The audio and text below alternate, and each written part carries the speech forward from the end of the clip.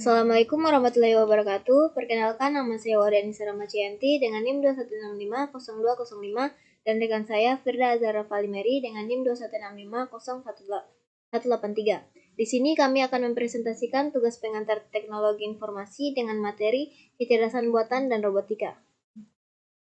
Pertama, kecerdasan buatan. Kecerdasan buatan adalah sistem komputer yang memiliki kecerdasan layaknya manusia.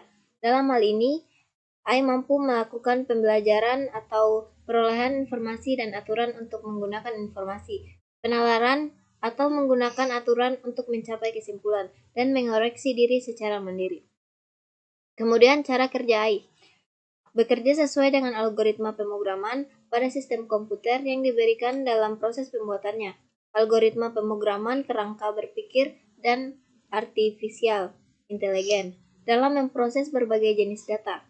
Dilansir dari Brokey, algoritma pemrograman artifisial intelijen memerlukan data yang banyak dan kuat agar komputer dapat membedakan pola yang berguna. Dengan banyaknya data, juga algoritma yang kompleks, mesin seakan-akan dapat berpikir sendiri, membuat keputusan, belajar, juga beradaptasi. Kemudian manfaat kecerdasan buatan.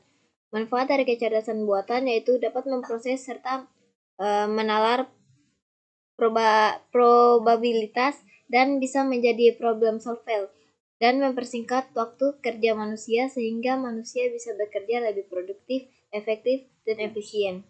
Namun tetap saja mesin AI bekerja melalui perintah manusia untuk melakukan pekerjaan kasar maupun layanan teknologi.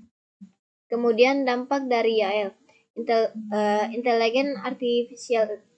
Intelijen artifisial memiliki banyak dampak baik seperti meningkatkan efektivitas kerja, serta dengan kecerdasan buatan cenderung bekerja lebih cepat, akurat, dan minim kesalahan yang diakibatkan oleh kelelahan juga kecerobohan. Selanjutnya, pengertian robotika. Robotika berasal dari kata robot yang berarti perangkat elektronik yang diprogram untuk melakukan tugas secara otomatis yang biasanya dilakukan manusia. Dengan kata lain, robotik adalah ilmu yang berhubungan dengan perancangan dan pembuatan robot. Cara kerja robotika. Salah satunya yaitu Kontes Robot Indonesia (KRI 2021) yang bisa diikuti mahasiswa di semua perguruan tinggi.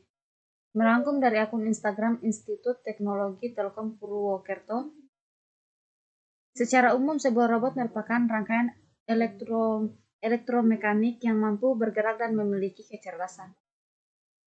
Jika kamu ingin tahu bagaimana robot mampu bekerja seperti manusia, simak bersama ulasan berikut ini. Sebuah robot akan bekerja saat ada rangsangan.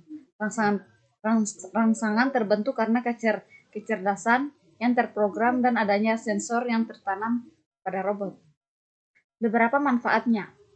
Yang pertama, merangsang berpikir sistematis dan terstruktur dalam menyelesaikan sebuah masalah. Yang kedua, meningkatkan kemampuan motorik halus pada anak. Yang ketiga, meningkatkan keterampilan imajinasi karena dalam merancang robot diperlukan kreativitas. Kelebihan. Yang pertama itu kestabilan dan peningkatan kualitas produk. Yang kedua, variasi hasil produksi berkurang. Yang ketiga, jam kerja mendekati 24 jam per hari.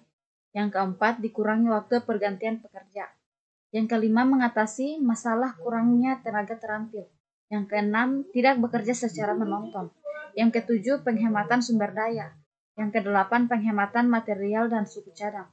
Yang kesembilan, tidak perlu pendingin, pemanas, dan penerangan ruangan. Kekurangannya, ada sisi-sisi pekerjaan yang memang tidak bisa digantikan oleh robot. Contoh, inspeksi, pengukuran, meski dilakukan secara sensor dan digital, tetap saja keliru namanya juga robot ciptaan manusia, tentunya kalah sempurna dengan manusia ciptaan Tuhan yang Maha Esa. Yang pertama, membutuhkan biaya awal yang sangat besar. Yang kedua, berkurangnya lapangan pekerjaan sehingga terjadi pengangguran. Yang ketiga, tenaga manusia sudah tidak perlukan lagi karena sudah digantikan dengan robot. Yang keempat, menumbuhkan sifat malas terhadap manusia karena semua sudah ditangani oleh robot. Apa saja dampak negatif dari perkembangan teknologi robot saat ini, dan untuk negatif robot diantaranya. Yang pertama, manusia menjadi pemalas karena banyaknya peran yang tergantikan robot. Pekerjaan manusia akan semakin sedikit dan semua hal akan dilakukan oleh robot. Yang kedua, sempitnya lapangan kerja. Yang ketiga, krisis energi. Yang keempat, menumpuknya sampah. Yang kelima, global warming. Baik, mungkin itu saja yang dapat kami presentasikan. Lebih dan kurangnya mohon dimaafkan. Wabillahi taufiq wal hidayah. Wassalamualaikum warahmatullahi wabarakatuh.